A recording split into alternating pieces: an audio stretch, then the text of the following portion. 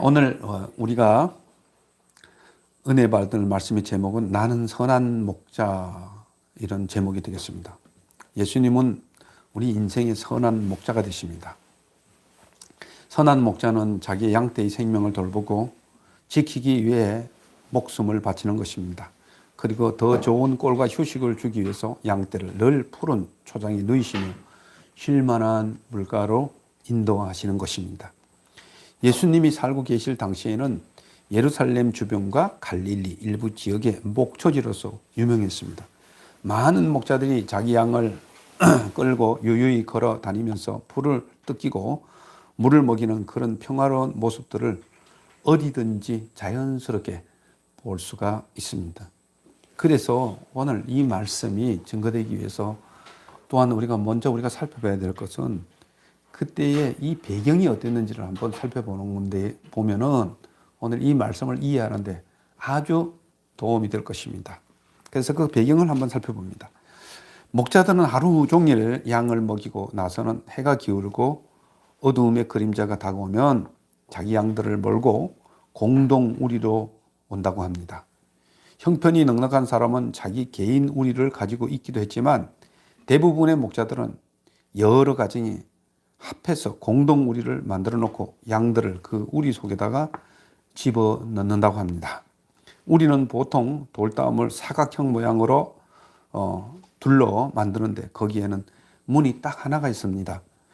그래서 우리는 보통 돌담을 사각형 모양으로 둘러 만드는데 이제 목자들이 그 양떼들을 문으로 다 들이고 나면 그 문 옆에는 문지기가 있어서 밤새도록 그 양들을 지킨다고 합니다. 그리고 다시 아침이 되면 목자들은 하나 둘 나와서 문지기의 확인을 받고 우리 안에 들어가서 자기 양을 부릅니다. 수십 혹은 수백 마리 양 가운데서 눈으로 자기 양을 구분하기란 거의 불가능합니다. 그래서 목자들은 자기 양들만 알아들을 수 있는 소리를 낸다고 합니다. 그러면 그 목자가 자기 목자라는 것을 아는 양들은 전부 그 목자 앞으로 나온다고 합니다. 참 멋있는 풍경이죠. 자기 양의 수가 조금 적은 경우에는 가끔 양들의 이름을 일일이 부르기도 합니다. 그러면 그 목자의 소리를 듣고 그 목자의 양들은 전부 모인다고 합니다.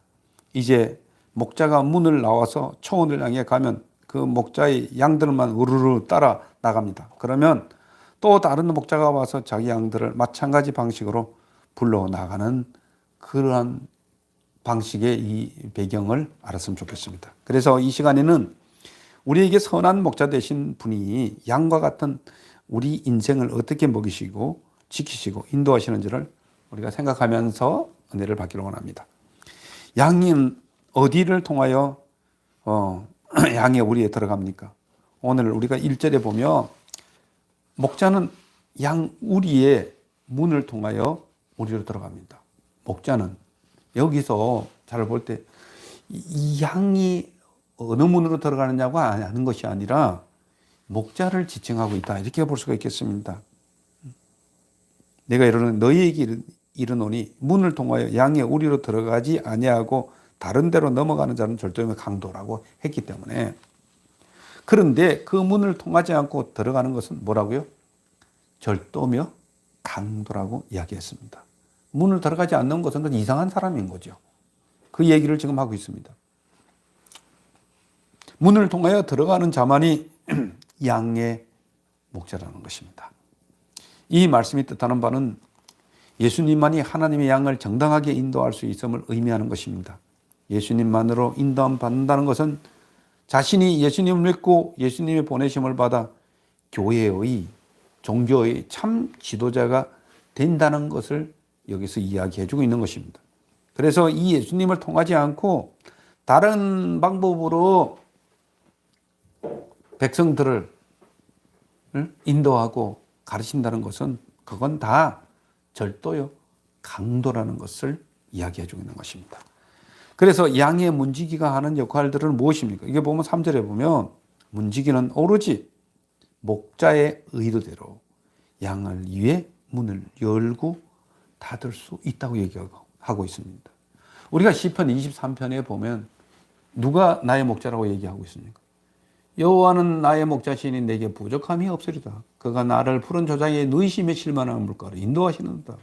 여호와 하나님이 목자라는 것입니다. 그래서 그 목자의 의도대로 양을 위해 문을 열기도 하고 닫는 것입니다.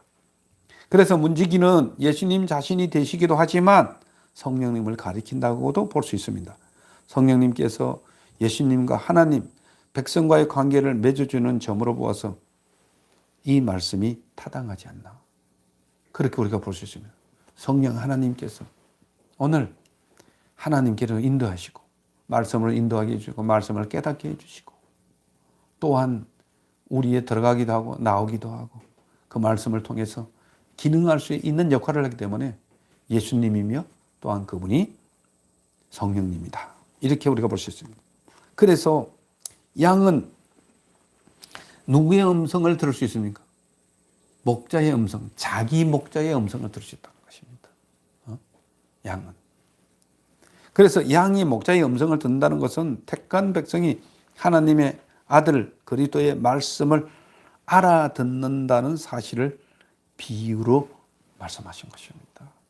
그래서 오늘날 우리가 조심해야 될 것은 우리가 어쩌면 이 세상에 많은 공동 우리에 살고 있는지도 모릅니다. 그래서 각각 또한 이제 내가 지도자다, 어떤 사람이 내가 지도자다, 그리고 내가 진리다 하는 그런 것들이 참 많습니다. 보면 그렇지만 우리 지도자 되는 분, 우리의 목자 되는 분은 예수님밖에 없습니다. 하나님밖에 없습니다. 그 하나님의 말씀을 들을 수 있는 귀가 열려야 되는 것입니다. 그런데 그 들을 수 있는 귀가 계속 연습을 해야 돼요. 그것이 제 자리를 잡아갈 수 있도록. 맞아. 이분은 바로 하나님의 음성이에요. 이 말씀이야말로 정말 나에게 주는 것이. 이런 훈련을 우리가 해야 되는 것이죠. 목자의 음성을 들어야 되는 거예요. 늘 목자의 음성을 우리가 들어야 되는 거예요. 그러니까 이 목축업을 하고 낙농업을 하던 이 당시의 사람들은 이게 흔한 부분이기 때문에 주님이 이 비유를 말씀하시는 거예요. 그리고 목자는 자기의 양의 이름을 각각 불러 인도하고 이끌어 낸다고 했습니다.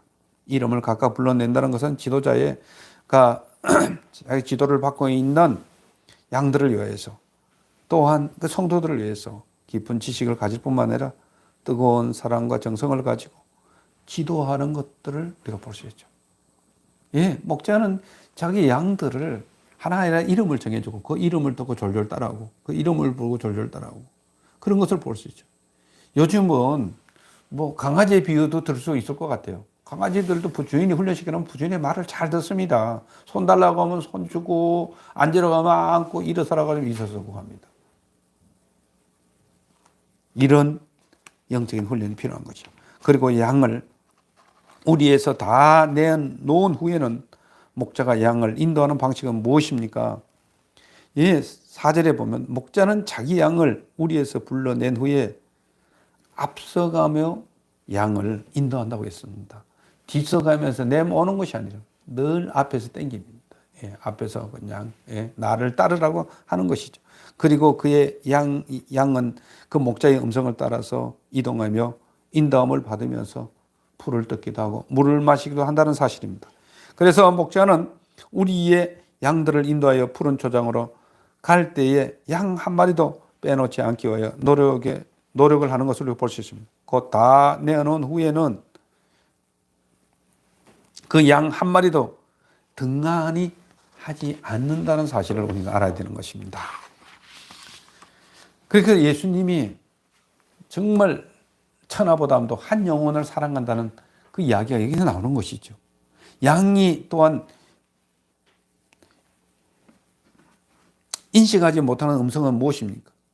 오늘 5절을 보면 양은 누구의 음성을 인식하지 못합니까? 타인의 음성은 인식하지 못합니다. 그렇습니다. 예. 타인의 음성을 인식하지 못한다는 것입니다.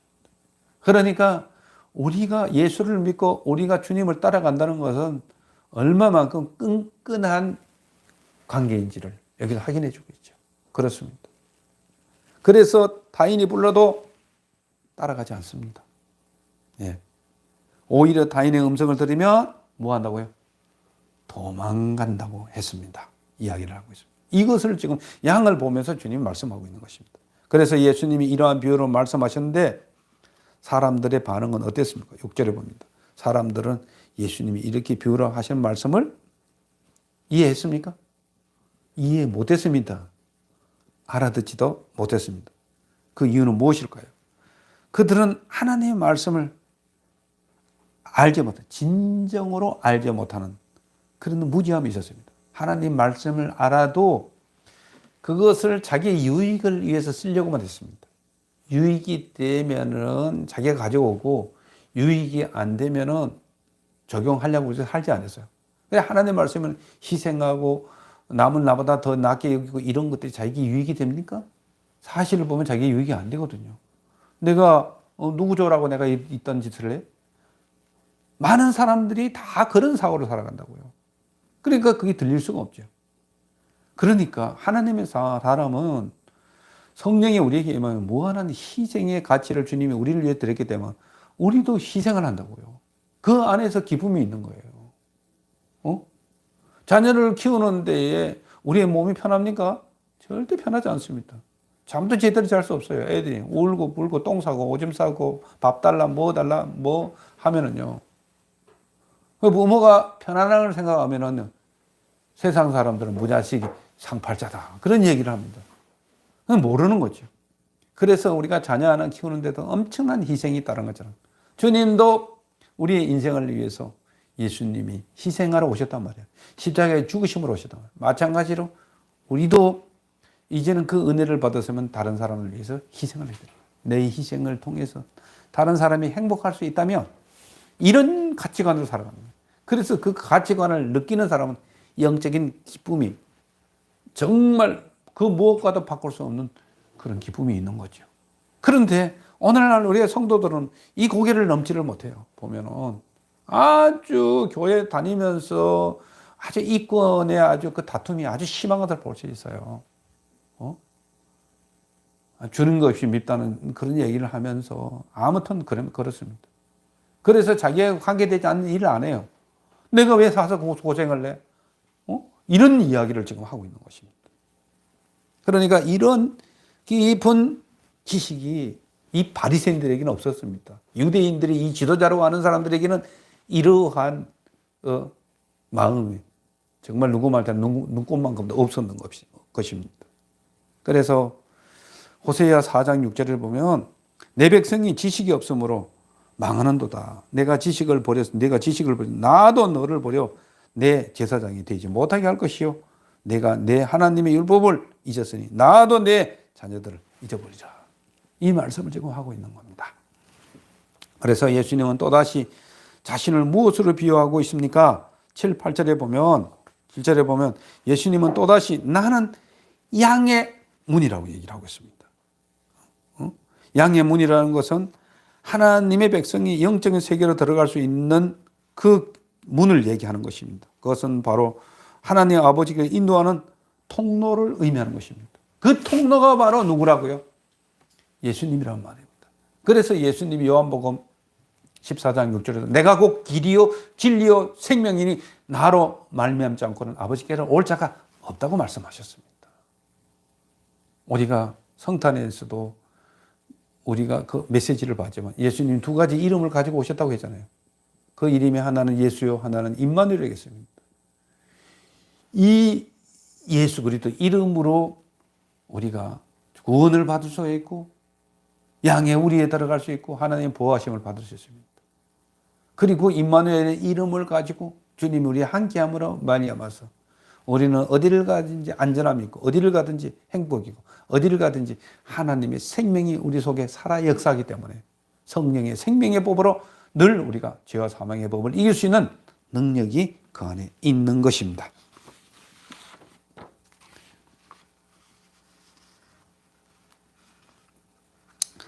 그래서 양의 문이 아닌 그런 다른 문을 이야기하고 다른 길을 제시하는 이런 사람들은요, 자기의 정말 사리 사욕만 취하는 그런 사람들입니다. 근데 양들은 이런 사람의 말을 듣지 아니한다고 했습니다. 영적으로 깨어있는 사람은 저기 하나님의 말씀인지 저것이 정말 인간의 술수인지 안다고 얘기를 하고 있습니다. 예수님은 자신이 양의 문이기 때문에 예수님을 통해서 그 문으로 들어가면 받는 은혜가 무엇입니까? 9절에 봅니다. 예수님은 양의 문이기 때문에 누구든지 예수님을 통하여 우리에 들어가면 뭘 받겠다고요? 구원을 받겠다고 말씀하십니다. 누구든지란 말은 그리스도의 복음이 민족이나 국가의 차별 없이 누구든지 양의 문으로 들어가면, 누구든지 예수님을 믿으면, 누구든지 예수 그리스도 영접하면 내가 구원을 받겠다고 하는 문을 이야기하는 것입니다. 그리고 들어가며 나오며 누구로 말미암아서 꼴을 얻으려? 목자로 말미암아서, 예수 그리스도로 말미암아서 꼴을 얻으리라고 말씀하셨습니다. 그는 생명의 부유를 얻기 위하여 영의 양식을 자유롭게 받을 것이라고 말씀하고 있습니다. 그래서 그 안에서 우리가 자유로운 활동을 얘기하는 것이죠. 주님을 앞세워가면, 주님의 이름으로 주님을 의식하고 살면 어디를 가든지 주님이 나의 목자가 되기 때문에 위험이 오면 위험에서 나를 보호하시고, 또한 꼴이 없으면 꼴이 있는 곳으로, 기가를 할 때는 정말 시원한 물가로 우리를 인도하신다는 사실을 알아야 됩니다. 그래서 주님이 수고하고 무거운 짐진 자들아 다 내게로 오라, 내가 너희를 쉬게 하리라. 나는 마음이 온유하고 겸손하니 너희가 나의 멍에를 메고 배우라. 그리하면 너희가 쉼을 얻겠다고 말씀하시는 것입니다. 그래서 주님은 시편 23편에도 정말 여호와는 나의 목자시니 내게 부족함이 없으리로다, 그렇게 말씀하시는 것입니다. 도적이 와서 하는 일은 무엇입니까? 예수님이 오셔서 하는 일은 무엇입니까? 도적이 오는 것은 도적질하고 죽이고 멸망시키는 것입니다. 도적은. 그래서 이 세상에 예수님의 다른 교훈들은 우리는 죽일 수밖에 없습니다.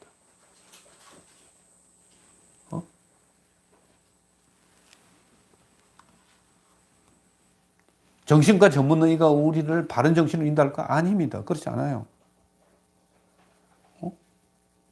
이 세상에 노하우가 풍부하다는 사람이 우리 인생을 인도하시고 아니에요. 절대 그건 우리의 진리가 될 수가 없어요.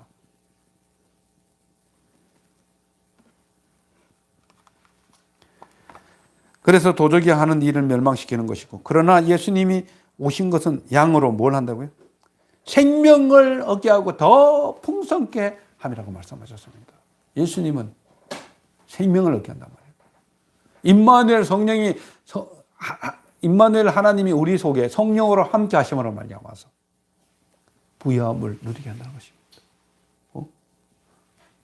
예수 그리스도를 살리신 하나님의 영이 너희 안에 가면 죽을 몸도 살리라. 이런 말씀이 거기서 나온 거예요. 이건 굉장한 축복인 것입니다. 이 기름 부음이 우리에게 늘 녹아내릴 수 있도록 하나님의 말씀을 깊이 우리가 묵상을 할 필요가 있다, 이렇게 말씀을 드립니다. 그뿐만 아니라 그 예수 그리스도를 믿으면 거기에서 원하도 더 풍성히 얻게 한다 그러죠. 더 풍성히 얻게 한다. 그래서 예수님은 자신을 가리켜 어떤 목자라고 말씀을 하고 있습니까? 나는 선한 목자다, 그 얘기를 합니다. 그래서 선한 목자는, 어떤 목자가 선한 목자입니까? 선한 목자는 양들을 위하여서 목숨을 아낌없이 버린다고 말씀하셨어요. 주님은 십자가를 지기 위해서 선한 목자로 오셨습니다. 십자가 상에서 아낌없이 우리를 대드렸습니다. 피 흘림이 없이는 죄 사함이 없다고 말해요. 죄에서 구원하고 온갖 문제를 우리에게 주고, 이 인생에 온갖, 그러니까 사건 사고를 주고 재앙을 주는 이 문제를 해결하는 데 있어서는 죄 사함 받는 것밖에 없다고. 죄가 있는 한 계속적으로 우리에게 죄책이 들어오고 죄성이 들어와서 생각하는 것과 행동하는 모든 것들이 죄스러운 행동만 한단 말입니다. 근데 거기서 건져낼 수 있는 것은 예수님이 내 네 죄를 위해서 죽었다 하는 것을 믿는 것과 그걸 위해 다시 살은 것과 내 속에 성령이 들어와서 성령의 인도하신 가운데 생각하고 말하고 행동할 때, 그럴 때 우리에게 힘이 실린 줄 믿으시기를 바랍니다. 그리고 나는 내 양을 알고 있다고 말씀하고 있습니다. 선한 목자라도 내 양을 알고 있어. 그 양이 필요한 것이 무엇인지, 양이 필요한 것인지 꼴인지 양이 필요한 것이 물인지를 안다는 것입니다. 어떨 때에 지켜줘야 되는지 안다는 것입니다.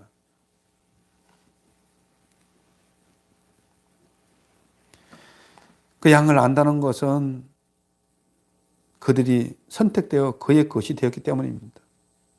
그것은 정말 주님께서 전지전능하신 분, 전능하실 뿐만이 아니라 전지라는 것은 모든 것을 아시는 분이기 때문에 그 말씀을 쓰고 있는 것입니다. 그래서 양도 자신이 목자인지 안다는 것입니다. 오늘 이 관계가 우리가 수립이 돼야 돼요. 우리가 금방금방 알아야 돼요. 그 관계는 아버지가 아들을 아는 것 같이 아들인 자신이 아버지를 아는 것과 같다, 이렇게 말씀드릴 수 있습니다. 또한 목자는 우리에 들지 아니하는 양들을 위하여 인도하는 방식입니다. 근데 우리에 들지 않는 양도 있다고 말씀하십니다.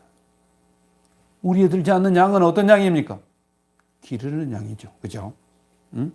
예수님은 우리에 들어가지 않는 양도 자신의 우리로 인도하십니다. 어떻게든지 찾아서 인도하시는 것입니다. 그래서 그 양이 잠시 목자의 음성에 귀를 기울이지 않아서 길을 잃을 수도 있고, 또한 이리 즉 타인의 교란으로 길을 잃어버려서 우리에 들지 않을 수도 있습니다. 그래서 마태복음 15장 12절 14절에 보면 너희 생각에는 어떠하냐? 만일 어떤 사람이 양 100마리가 있는데 그 중에 하나가 길을 잃으면 그 99마리를 산에 두고 가서 길 잃은 양을 찾지 않겠느냐? 진실로 너희에게 이르노니 만일 찾으면 길을 잃지 않은 99마리보다 이것을 더 기뻐하리라. 이와 같이 이 작은 자 중에 하나라도 잃는 것은 하나님에 계신 너의 아버지의 뜻이 아니니라. 이 말씀을 하고, 얼마나 주님이 세밀하신 분이지, 얼마나 주님의 속해져 있는 자들을 갖다가 너는 우수하니까 더 대접해주고, 너는 정말 열등하니까 좀 덜 대접하고, 이런 분이 아닙니다. 약한 자를 더 귀중하게 여기고, 이런 양을 더 귀중하게 여기는 그런 하나님이라는 사실을 우리는 알아야 되는 것입니다. 예수님이 양을 위해 목숨을 버리는 것은 무슨 이유 때문인가요? 17절에 보면 예수님은 자신의 목숨을 버리는 것은 그것을 내가 다시 얻기 위함이라고 말씀합니다. 내가 너희를 위해서 목숨을 버려, 너희를 다시 얻기 위해서, 죽었던 너희를 다시 얻기 위해서. 너가 죄를 범하였으면 하나님 영광이 이르지 못해. 죄의 삭은 사망이고 너희가 다 사망을 영원히 불타는 지옥에서 살 수밖에 없는 그 영혼을 불쌍하게 여기셔서 내가 죽지 아니하면, 내가 희생하지 아니하면, 내가 십자가 지지 아니하면 그 영혼을 그 악의 구렁텅이에서 영혼이 죽을 그 자리에서 건져낼 수 없기 때문에 그는 이 인류를 위해서, 자기 백성을 위해서 십자가를 지기로 작정을 했다는 사실을 우리는 알아야 되는 것입니다. 이것이야말로 말미암아 아버지께서 우리를 사랑하신다는 증거인 것입니다. 그래서 예수님은 영원하신 성자이시며 존재론적으로 영원토록 아버지의 사랑을 받으신 분이기 때문에 그 사랑을 우리에게 또한 실천하고 있다는 사실을 알아야 되는 것입니다. 이렇게 예수님의 목숨을 버리는 것을 예수님은 어떻게 설명하고 있습니까? 이 버리는 것은 빼앗는 자로 인한 것이 아니라는 것입니다. 내가 누구에게 실패가 돼서 내가 그냥 버림받는 게 아니야. 그 이야기를 지금 하고 있습니다. 하나님의 사람은 버리는 것 같아도 절대 버리시지 않는다는 사실을 알아야 돼요. 이걸 우리 알아야 됩니다. 그리고 버리는 것 같지만 그 안에 더 큰 축복을 위해서 준비하고 있다는 사실을 알아야 돼요. 이걸 빨리 우리가 깨달아야 되는 거죠. 그래서 강준림 목사님은 축복은 검은 망토를 쓰고 오는 것 같다, 이런 얘기를 합니다. 처음에는 그 검고 힘들고 그렇지만 그 안에 보아가 있다. 너희가 그것을 이겨내면은 그 뒤에 숨겨진 축복이 엄청나다는 사실을 압니다. 그래서 너희가 시험 당할 즈음에 하나님께서 피할 길을 예비하셨다, 이 말씀을 지금 하시는 것입니다. 시험 당하는 것 같지만 우리가 절대 시험 당할 때 우리의 마음도 빼앗기지 말고 우리의 말도 빼앗기지 말고 우리의 행동도 절대 빼앗겨서는 안 된다는 것입니다. 난 실패해서 이 소리를 하면 안 되는 것입니다. 하나님 더 좋은 걸 주신다는 것입니다. 남들이 볼 때는 예수님이 이제는 그래 그렇게 잘나게 하더니만 이제는 끝났네 끝났어 십자가 제대로만 그래 저 흉측한 꼴을 당하려고 여기 와서 저렇게 잘난 소리를 했어? 이렇게 얘기했지만 아닙니다. 절대. 하나님이 계획된 일이요. 예수님이 자의적으로 이 일을 하셨다고 하는 말씀입니다. 그래서 예수님은 스스로 목숨을 버린 내가 스스로 목숨을 버린다는 것이죠. 누구를 위해? 우리를 위하여서. 주님은 버릴 권세도 있고 다시 얻을 권세도 있다고 말씀하십니다. 이러한 계명은 내 아버지 하나님으로부터 받았다는 것입니다. 그래서 나는 버릴 권세도 있고 다시 얻을 권세도 있으니 곧 자기 목숨을 버리는 것과 다시 사시는 것이 순연히 독자적인 의지의 순종이라고 말씀하시는 것입니다. 이 말씀을 듣고 유대인들의 반응은 어떻게 나타나고 있습니까? 19절에 봅니다. 19절, 20절, 21절을 보면 예수님의 말씀을 듣고 유대인들 중에는 다시 분쟁이 일어났습니다. 그 중에 많은 사람들, 여기에도 보면 많은 사람들, 그 대부분이 사람들이라는 것입니다. 많은 사람들은 예수님이 귀신 들렸다고. 귀신 들렸다 소리는 얼마나 잘하는지 몰라요. 어? 그 얘기가 무엇입니까? 한마디로 말해서 미친 것 아니야? 이런 소리 많이 하죠. 미치지 않고서 저런 소리 할 수 있어? 이렇게 얘기해요. 어찌하여 우리가 이러한 말을 듣고 있는 게야 하고 그들은 생각했을 것입니다. 그러나 어떤 사람은 이 말은 귀신 들린 것이 아니라고 얘기하고 있습니다. 그렇다면 어떻게 귀신 들린 자가 맹인의 눈을 뜰 수 있게 한단 말인가? 도대체 그거는 말이 안 되는 소리야. 이렇게 얘기하는 사람이 있었습니다. 여기는 단소, 소수의 사람이 한 사람이 그 얘기를 했습니다. 많은 사람들은 귀신 들렸다. 근데 그 중에 한 사람은 아니야. 어떻게 귀신 들리는 사람이 눈을 뜰 수 있게 한단 말입니다. 이게 말이 안 되는 소리. 정말로 알 수 없다는 뜻이 그들은 아주 헷갈린다고 얘기하는 것입니다. 예수님의 말씀으로 인하여 듣는 자들이 두 편으로 갈렸습니다. 언제나 진리는 이 세상에서 전적으로 환영받지 못합니다. 그 이유는 이 세상에는 하나님께 속한 자들만이 있는 반면에 마귀에게 속한 자들도 있습니다. 마귀에게 속한 자는 어떤 자라고 했습니까? 로마서 요한복음 8장 44절에는 마귀에 속한 자는 죄를 진 자는 마귀에 속했다고 했어요. 예, 하나님의 음성을 듣지 않고 세상의 소리를 듣는 것입니다. 이게 사단의 소리를 듣는 것입니다. 우리는 하나님의 음성을 들어야 됩니다. 선한 목자 대신 하나님의 음성을 들어야 되는 것입니다. 하나님도 우리의 음성을 듣는다. 이게 주고받는 게 있어요. 그래서 볼지어다 내가 문 밖에 서서 문을 두드리느니 누구든지 내 음성을 듣고 문을 열면 나는 그에게로 들어가 먹고 그는 나를 더불어 말씀하셨습니다. 사랑하는 성도 여러분, 예수님은 우리의 인생을 구원으로 인도하시는 선한 목자입니다. 그리고 우리의 인생에 개입하여 시절을 쫓아 푸른 초장으로 인도하시며 기름진 꼴을 먹이시는 목자입니다. 그리고 사나운 이리때로부터 우리를 지키시는 목자입니다. 따라서 예수님은 우리의 인생을 죄에서 구원하시고 새 생명을 주신 인생의 선한 목자입니다. 그리고 하나님의 자녀된 우리들이 이 세상에 살 동안 이리와 같은 거짓 복음과 박해와 핍박이 올 때 예수님은 우리를 지키시고 보호하시고 또 인도하시는 참된 선한 목자입니다. 그 목자 되신 예수님을 주인 삼아 날마다 성령을 의식하며 살기를 원하는 여러분들에게 주님의 안위와 승리의 기쁨이 넘치는 성도가 되시기를 예수님의 이름으로 축원합니다. 기도하겠습니다. 하나님 아버지 감사합니다.